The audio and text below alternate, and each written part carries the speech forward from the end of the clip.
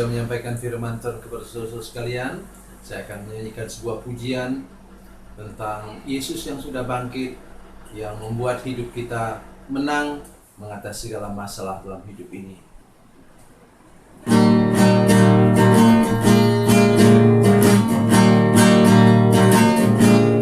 Di hari Minggu pagi yang ceria, Yesus bangkit kalahkan maut. Dosa dan kegelapan sudah takluk semua.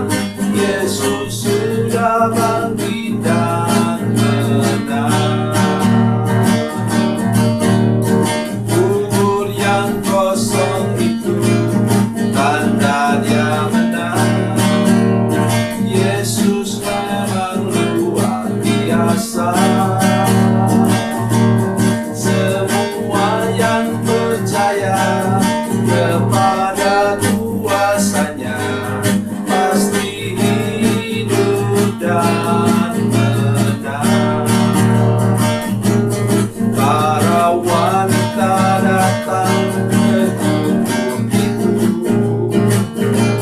tak temukan Yesus yang mati. Dia hidup, Dia bangkit dan menang selamanya. Haleluya, Dia sudah menang.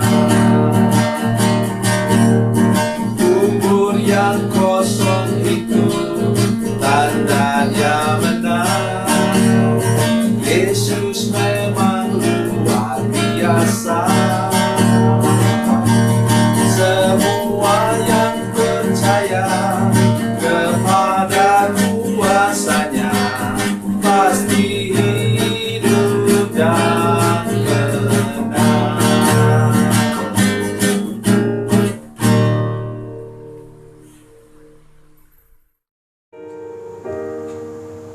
Salam saudara pemirsa, selamat berjumpa kembali dengan kami dalam program Berita Pengharapan.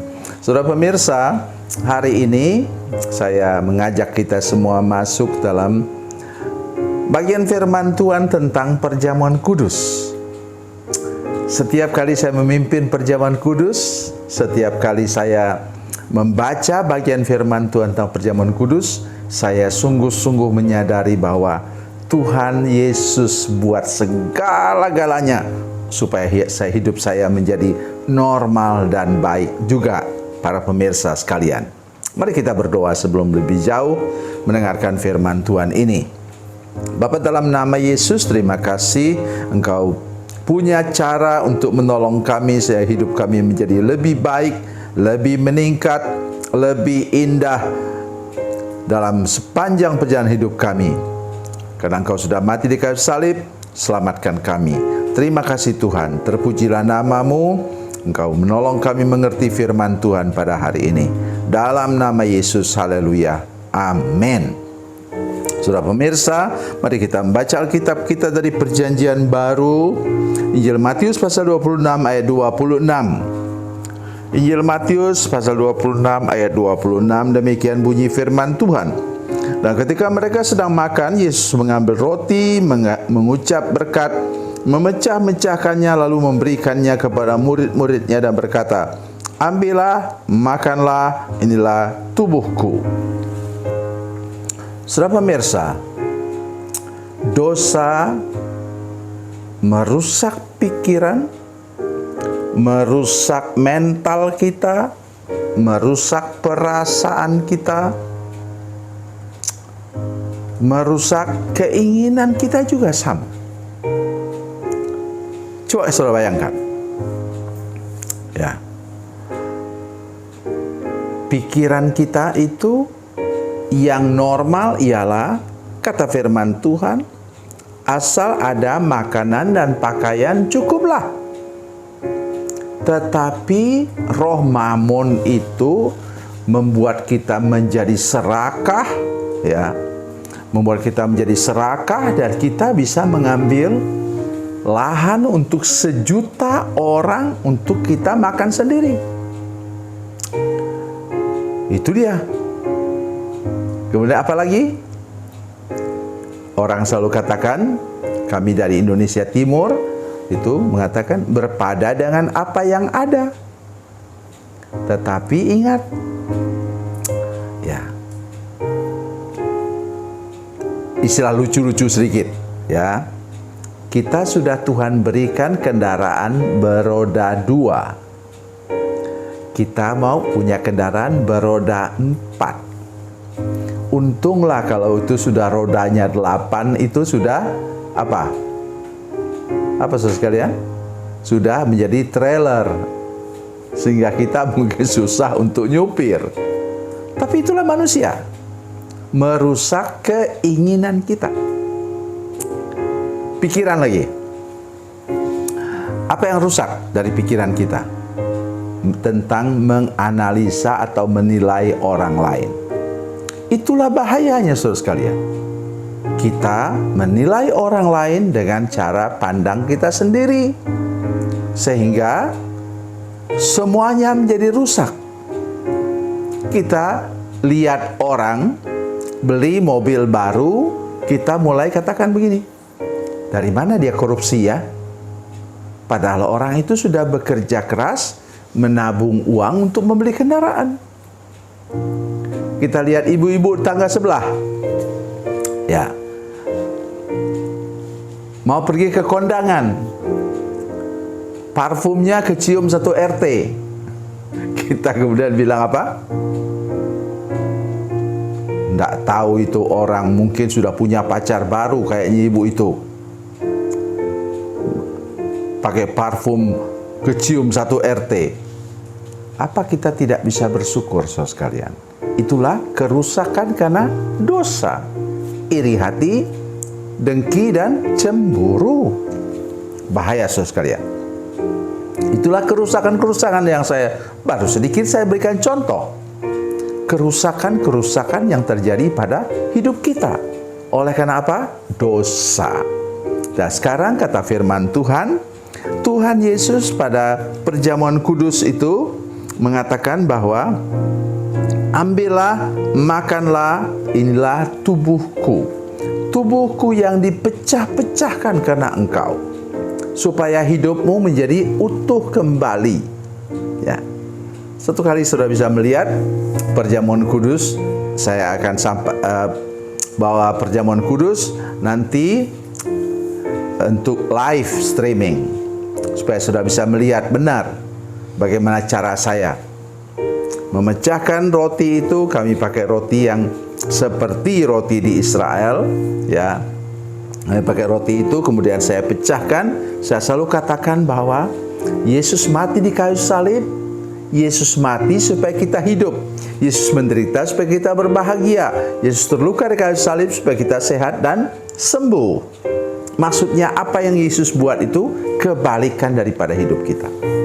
Saudara sekalian, kalau saudara mau mengerti penderitaan Kristus, bacalah dari Yesaya pasal 53. Bagaimana hidupnya, dia tertolak, dia macam-macam lah, segala macam terjadi pada hidupnya.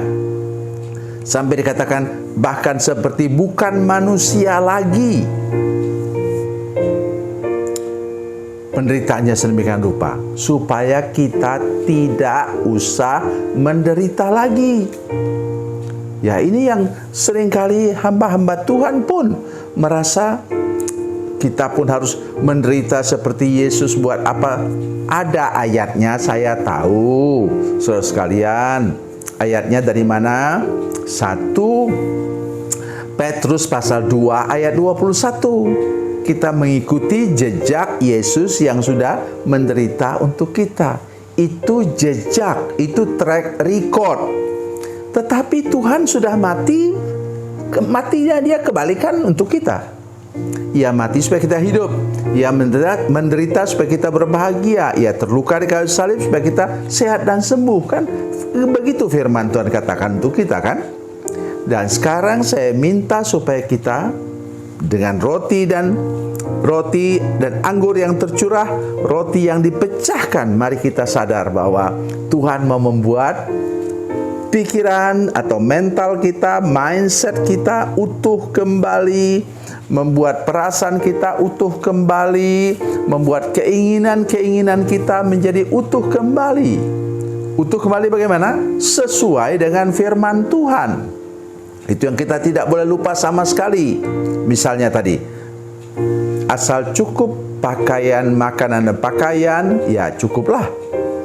Dan kemudian apalagi dalam hidup kita itu berpada dengan apa yang ada. Kita tidak bermimpi terlalu besar, bolehlah bermimpi sampai ke bintang di langit. Punya cita-cita, tetapi ingat kita mesti berpada dengan apa yang ada. Sesuailah dengan kemampuan kita. Nah, itu kita kalau sudah diberkati seperti itu, kita sangat bersyukur. Sudah tahu, saya melayani lebih dari 40 tahun, baru saya punya rumah. Ya, saya mengeluh? Oh tidak. Karena dulu selama ini selalu gereja siapkan untuk saya rumah, pastori gereja. Baru kemudian setelah saya melayani Tuhan 40 tahun, Tuhan beri ke saya berkat dan saya bisa beli rumah. Saya juga tidak punya mobil sekalian. Mobil yang ada adalah mobil gereja. Tapi saya senang saja. Nah, memang saya bermimpi. Saya berharap masih saya dapat berkat Tuhan besar dalam penghujung hidup saya sekarang. Tetapi saya sudah puas dengan apa yang ada. Karena Tuhan Yesus sudah mati di kayu salib, membuat hidup saya utuh kembali. Tuhan Yesus memberkati, Tuhan Yesus baik. Mari kita berdoa. Bapa, dalam nama Yesus, terima kasih banyak Engkau sudah berbicara kepada kami. Tolong seluruh jemaat-Mu Tuhan untuk mengerti bahwa Tuhan mau kami hidup berpada dengan apa yang ada. Kami puas dengan apa yang makanan dan minuman yang cukup dan pakaian yang cukup. Terima kasih Tuhan. Terpujilah nama-Mu. Kami mengucap syukur kepada-Mu Tuhan dalam nama Yesus. Amin.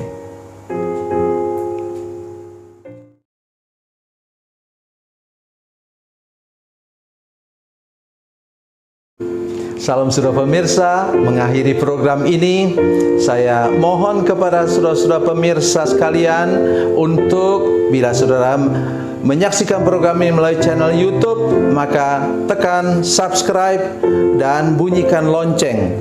Dan bila saudara menyaksikan program ini melalui channel Facebook, tolong saudara-saudara sekalian tekan like dan juga komen. Dan demikian pula bila sudah menyaksikan program Makanan Bergizi hari ini yang tertulis, maka tekan yang sama juga, tekan like dan tekan komen. Dan tolong saudara-saudara sekalian untuk membagikan program ini, share program ini di channel saudara-saudara sekalian, supaya lebih banyak lagi orang diberkati melalui program ini. Tuhan Yesus memberkati, Tuhan Yesus baik.